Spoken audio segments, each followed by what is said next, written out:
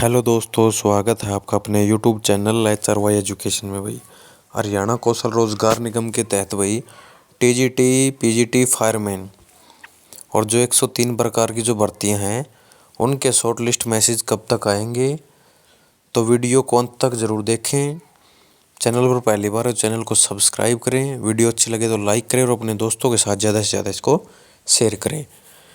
तो भाई जो ऑफ़र लेटर हैं वो 29 मार्च से भाई सरकार के द्वारा जारी करने का काम कर दिया गया है। यानी कि 29 तारीख को माड़े की पोस्ट पे आए थे और लगभग जो ज्वाइनिंग थी वो पंचकूला के अंदर ही थी, जिसके अंदर जो सैलरी का प्रावधान था 19,900 रुपये। लेकिन अब आप सोचोगे कि ये तो पहले वाले थे जो MTS के तौर पर किए थे, लेकिन जो 103 प्रकार के जो ग्रुप थे तो उनका कब होगा। तो मान के चलिए भाई आज जो साल का है अंतिम दिन है, क्योंकि 1 अप्रैल से जो हिंदू कैलेंडर है उसका जो न्यू ईयर होता है वो 1 अप्रैल से होता है। तो यानी कि आज जितने भी डिपार्टमेंट हैं भाई, यानी इनकी छुट्टी नहीं कर रखी थी, जितना भी वर्किंग है भाई इस साल का वो पूरा का पूरा कंप्लीट करना है। तो कल से जो नया साल शुरू हो रहा है, इस नए साल के अंदर भाई यानी कि 1 अप्रैल को खुद शिक्षा मंत्री का भी बयान था कि भाई हम टीजीटी वालों को और पीआरटी वालों को कौशल के माध्यम से भरेंगे, या फिर और जितनी भी पोस्टें थी भाई, फायरमैन की होगी, एएलएम की होगी, MPSW की होगी, जितनी भी पोस्टें थी सभी के जो शॉर्ट लिस्ट मैसेज हैं वही धीरे धीरे निकालने का काम कर दिया जाएगा। अब कोई पोस्ट बचेगी नहीं कि भाई इसका नहीं आएगा। इस महीने के अंदर आप देख लेना बहुत सी पोस्टों के आपको शॉर्ट लिस्ट मैसेज देखने को मिलेंगे। और हमने पहले भी कई वीडियो में जिक्र किया था कि भाई मार्च एंड तक आपको ऑफर लेटर मिलेंगे, मिले ज़रूर, लेकिन वो भले ही MTS या माड़े के मिले हो भाई, लेकिन कम से कम शॉर्ट लिस्ट मैसेज आए ज़रूर हैं। और अप्रैल के अंदर तो भाई टीचिंग के तो खासकर आपको ऑफर लेटर देखने को मिले ही मिलेंगे। साथ में जो अन्य नॉन टीचिंग की जो वैकेंसियाँ थी उनके भी ऑफर लेटर आपको देखने को मिलेंगे, चाहे वो कल रखे हों, चाहे किसी भी पोस्ट के लिए अप्लाई किया हो भाई आप लोगों ने। तो अब जो है लिस्ट भी तैयार हो चुकी है, 80 में से ही लगेगी। पहले कह रहे थे ना कि भाई अमेंडमेंट होगा स्कोर में, ये है वो है। तो जो MTS की लिस्ट अगर हम बात करें तो भाई 50 के या 55 के बीच में लगी थी वो।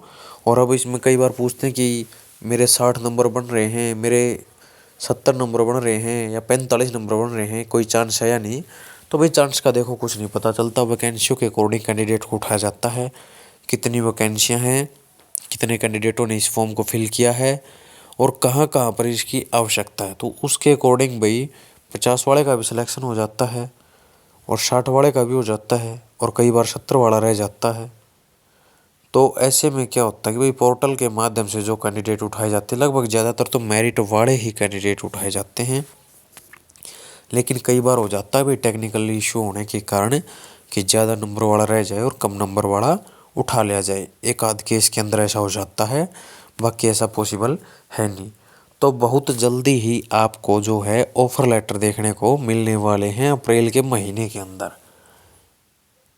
ठीक है, खास करके भाई टीजीटी वालों को, क्योंकि टीजीटी और पीआरटी इनकी खास वो है कि भाई न्यूज़पेपर में भी शिक्षा मंत्री का भी खुद बयान था कि भाई जो स्कूल है, स्कूल का सेशन जो स्टार्ट होगा तब तक हम सभी जो टीचर हैं और जो पोस्टें खाली हैं भाई उनको फिल करने का काम कर दिया जाएगा।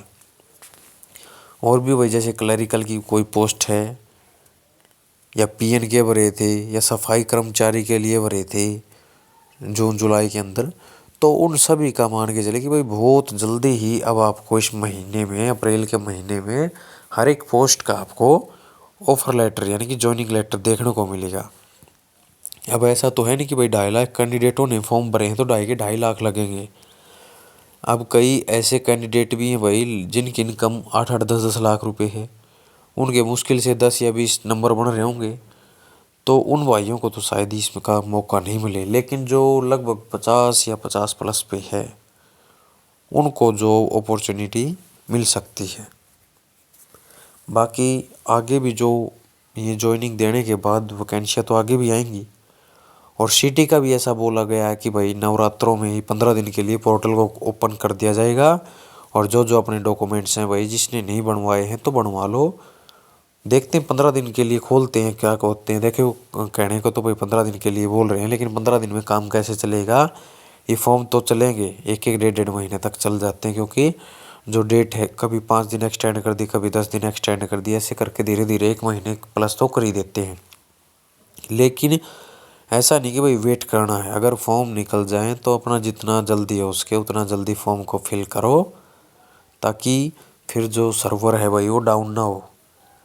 क्योंकि बात मान के चलिए कि अगर 15 दिन का टाइम है तो 7 या 8 दिन बाद सर्वर बिजी होने लग जाता है, क्योंकि साइट के ऊपर जैसे ही दबाव पड़ेगा तो सीधी सी बात है भाई पोर्टल चलेगा ही नहीं, ठप हो जाएगा। कभी ओटीपी नहीं आएगा, कभी आगे नहीं चलेगा, कभी डॉक्यूमेंट्स अपलोड नहीं होंगे। और इनका जो प्रोसेस होता है HSSCT का बहुत लंबा चौड़ा होता है।